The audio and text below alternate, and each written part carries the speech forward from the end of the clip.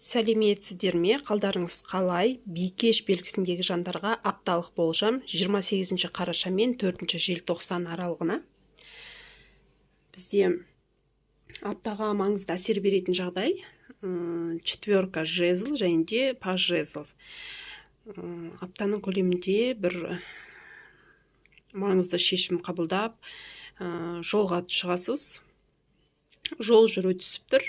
Жұмысқа байланысты бір өзіңіздің біраздан бері ойлап жүрген істеріңізді аяқтауға шығуыңыз мүмкін жолға.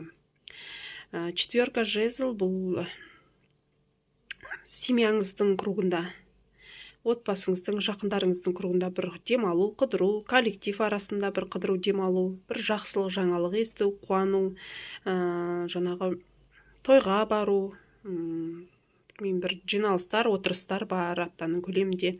Не болмаса екінші жартысын кездестірмеген бикештер үшін екінші жартысын кездестіру өмірінде бір жаңа өзгерістер пайда болады жеке өмірінде. Ал енді отбасын құрған бикештер үшін отношенияның жақсаруы, осы күнге дейін мысалы ренжісіп, екінші жартыңызбен отношения дұрыс болмай жүрсе, аптаның көлемінде отношенияны түзеуге мүмкіндік бар.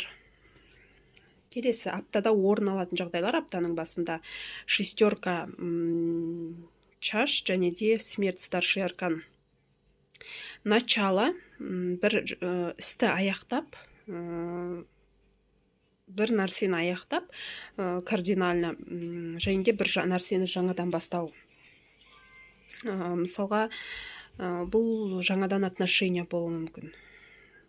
Бұрынғы сөйлесіп жүрген адаммен отношенияны аяқтау, жаңа таныстық болуы мүмкін, немесе жұмыстан шығып бір кардинально басқа салаға ауысуыңыз мүмкін, немесе бір араласып жүрген адаммен отношенияны үзіп, жаңағы басқа жаңа таныстар табуыңыз мүмкін, немесе семейнылар отношения дұрыс болмай жүрсе, ажырасу, немесе некеге тұру деген сияқты кардинальный өзгерістер болуы мүмкін. Шестерка чаш, сыйлық алу аптаның басында жақындарыңыздан, және де бір жақсы хабар есту.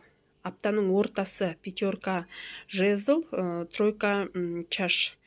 Аптаның ортасында қыдыру, демалу, коллективпен жақсы отношения бар, бірақ та сіз араласатын адамдардың барлығы, ол коллективтегі адамдар сіздің құрбы жолдастарыңыз болғанмен де сіздің конкуренттеріңіз болып есептелінеді.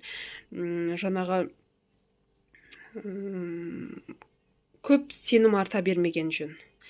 Араға жаңа қатынаста кішкене өзіңізден алыс ұстауға тырысыңыз. Алыс ұстағанда да жаңағы өзіңіздің ішкі сырларыңызды көп ешкімге жарияға жар салып айта беруге болмайды. Себебі сіздің сырыңызды біліп, өтірік дос болып жүріп, сыртыңыздан біраз әңгіме айтылуы мүмкін.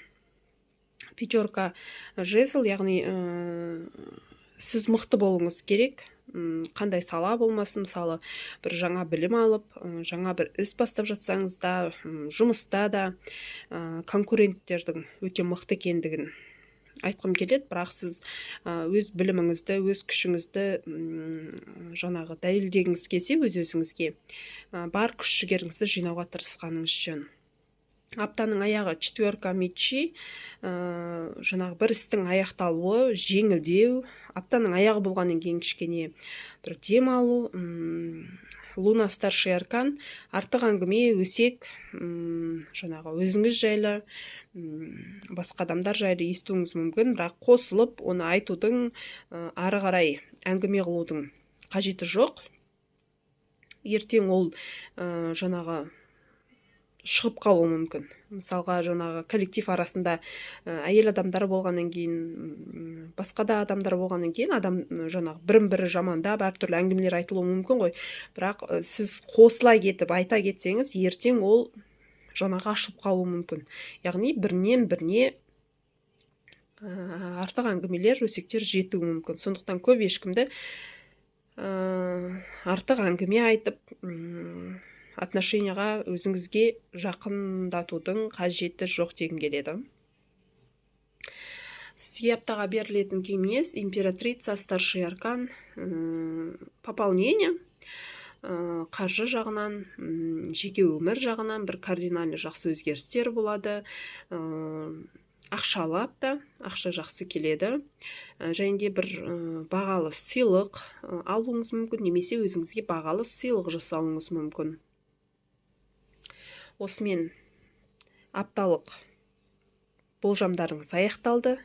Келесі аптада аман есен жүздескенше лайк басып, комментарий жазып, менің каналымды